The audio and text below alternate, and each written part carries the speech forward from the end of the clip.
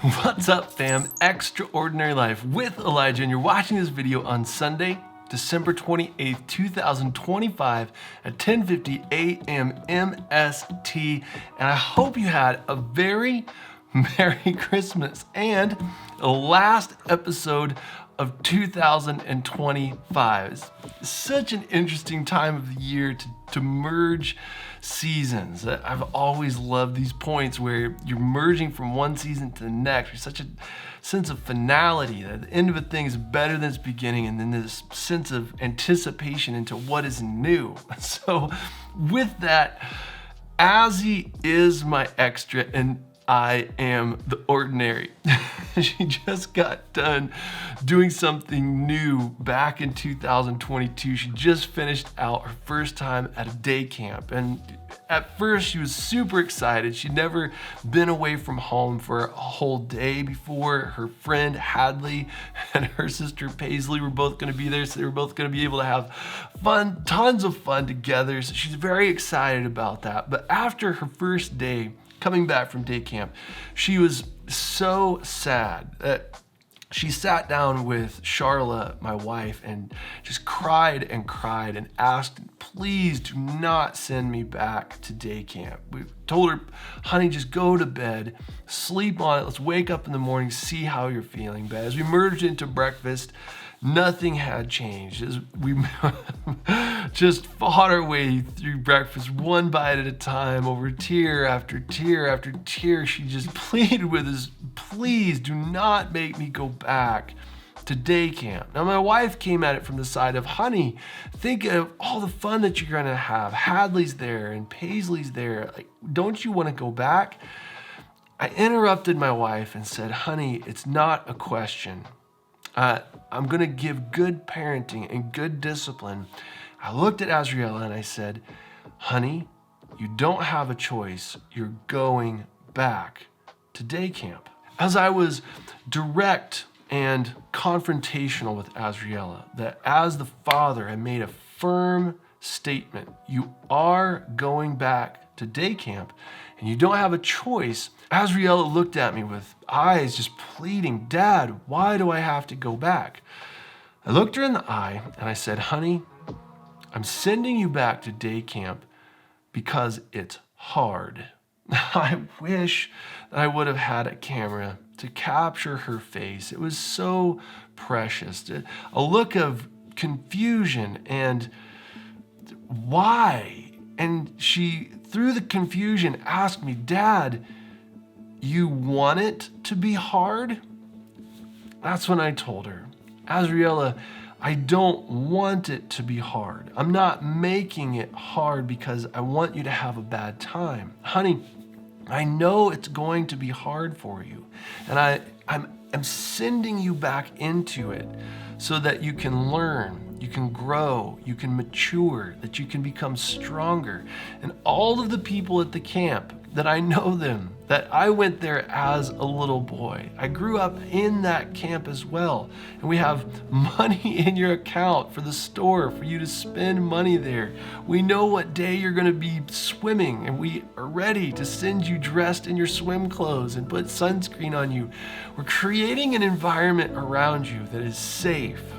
It's with people that we know, such that you can go there and persevere through hard things to mature into completeness and wholeness without a lack for anything. After that, we went on to talk about the longer scope of time of me being her dad and her being my little girl, and me being so proud of her that she's growing and maturing, that then was a 6-year-old girl. But we talked about how one day that she would leave my house as a grown woman, and that it would be time for her to have a family and to have a job and to drive a car and to buy her groceries and do her own laundry and to raise her children, and that I didn't want to wait until that time when she was 18, 19, 20 years old and then go and leave us and never have had hard things. And because I wanted to see her rule, to be successful as a woman, that today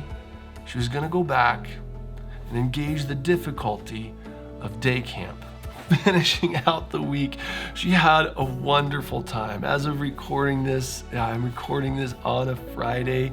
She finished her day camp, had so much fun, was so delighted in all of her counselors, and it was a wonderful experience. Now, my encouragement to you out of this is that God himself places us in hard things, that God is not, he's not unclear about his leadership with us. As his children went into the promised land, that he told them, the land that you're going into is inhabited by 7 nations, bigger and stronger than you.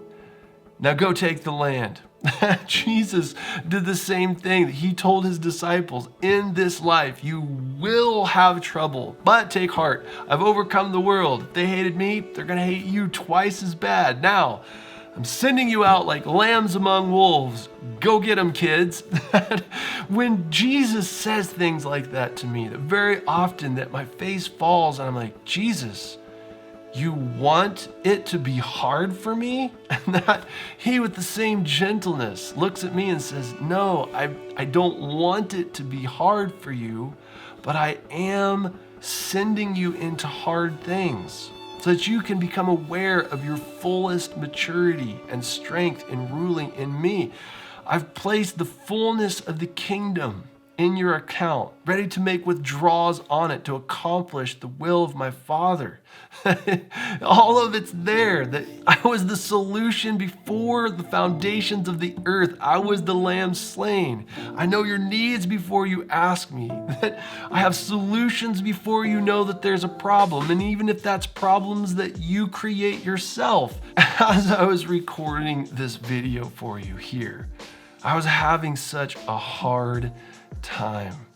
But as I ministered to my daughter, as I ministered to my other daughter, my sons, my wife, my community, and I myself engaged hard things, that there was a growing momentum towards this space to have grace to proclaim to you that as you engage hard things, that God grows maturity, completeness, and wholeness into you such that there's no lack in you.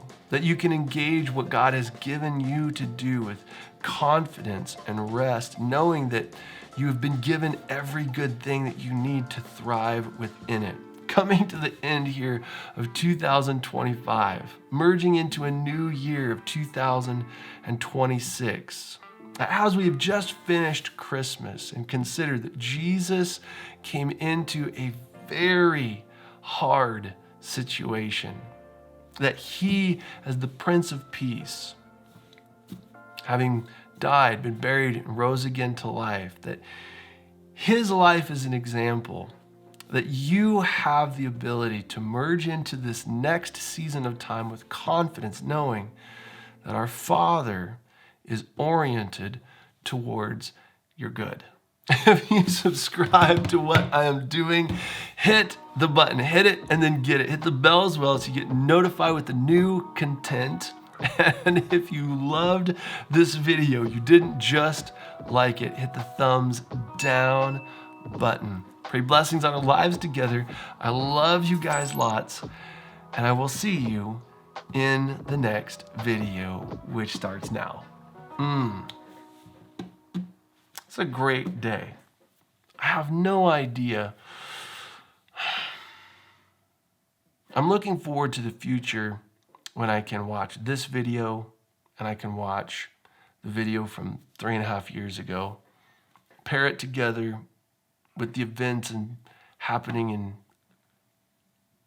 at this time, not the future, things that are happening at this time, paired with the things that were happening in 2022, and see what it is that God has in all of this hardness. Gotta start remembering.